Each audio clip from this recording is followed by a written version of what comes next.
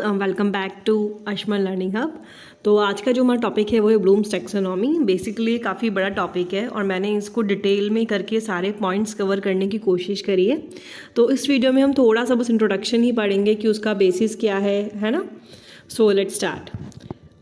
सबसे पहले हम बेंजामिन ब्लूम के बारे में जानेंगे। उन्होंने ये जो टैक्सोनॉमी है बेंजामिन सैमुअल ब्लूम ने दी थी, ठीक है। और बेसिकली वो कौन थे?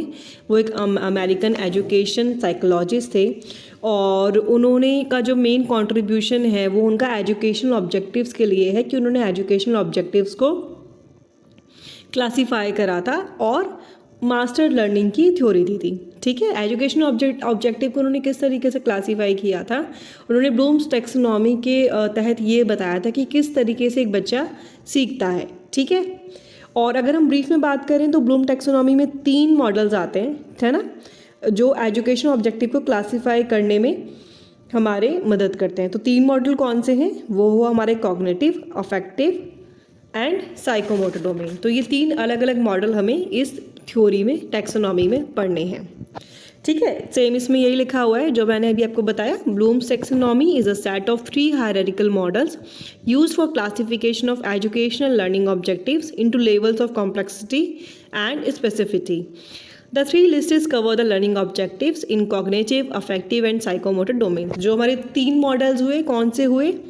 Cognitive, affective and psychomotor domains, ठीक है। तो सबसे पहले जो ब्लूम्स टैक्सोनॉमी थी वो 1956 में डिस्कवर हुआ था एंड उसके बाद 2001 में उसको रिवाइज करा गया।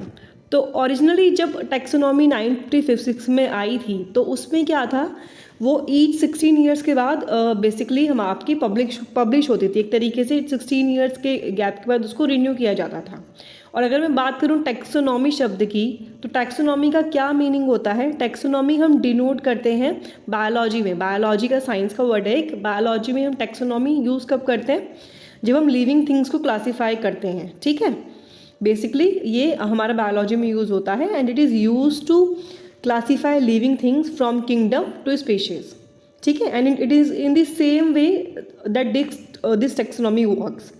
लर्निंग ऑब्जेक्टिव्स को स्टूडेंट्स के लिए क्लासीफाई करती है, ठीक है, जिसमें क्लासिफिकेशन इस तरीके से किया जाता है कि कैसे स्टूडेंट्स फैक्ट्स को रिकॉल करें, यानी कि उन्हें बेसिक नॉलेज प्रोवाइड करना और फिर उसे यूज़ करके उस बेसिक नॉलेज से नया ओरिजिनल वर्क वो किस तरीके से क्रिएट कर सकते हैं, वो इस टैक्सोनॉमी में बताया गया है, ठीक है।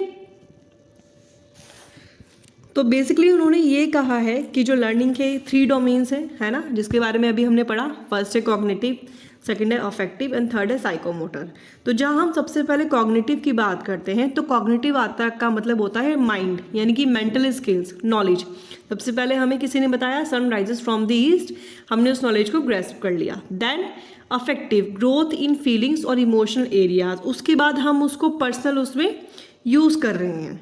नेक्स्ट इज साइकोमोटर स्किल्स, यानी कि जो भी हमें नॉलेज मिली है हम उसको किस तरीके से मैनुअली और फिजिकली उसको यूज़ करके उसको एक एज अ स्किल उससे डेवलप कर रही है, ठीक है। तो ट्रेनर्स ने इन 3 डोमेन्स को के ऐसे करके डिवाइड करा है। क्या बोलते हैं? के ऐसे, यानी कि नॉलेज, स्किल्स एंड एटीट्यूड करके डिवाइड किया है। विच मीन्स कि किसी भी टॉपिक की या सब्जेक्ट की ट्रेनिंग के बाद लर्नर्स के पास नॉलेज आ जाता है, एटीट्यूड आता है एंड स्किल्स एक्वायर होना चाहिए उस टॉपिक के लिए, ठीक है।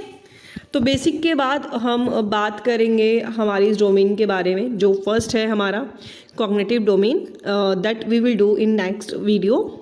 तो बेसिकली हमारा अगर हम ब्लूम्स टैक्सोनॉमी के ब्रीफ में बात करें तो ये क्या करता है, ये बस हमारे एजुकेशन ऑब्जेक्टिव्स को 3 तरीके से डिवाइड कर देता है, cognitive, affective and psychomotor. Cognitive का हमारा अलग मॉडल्स है, अफेक्टिव का हमारा अलग मॉडल है एंड साइकोमोटर का अलग हमारा मॉडल है। तो तीनों डोमेन्स को हम डिटेल में पढ़ेंगे। नेक्स्ट वीडियो में हम पढ़ेंगे कॉग्निटिव डोमेन के बारे में एंड अभी ये वीडियो यहीं एंड करती हूँ। So thank you, thanks for watching.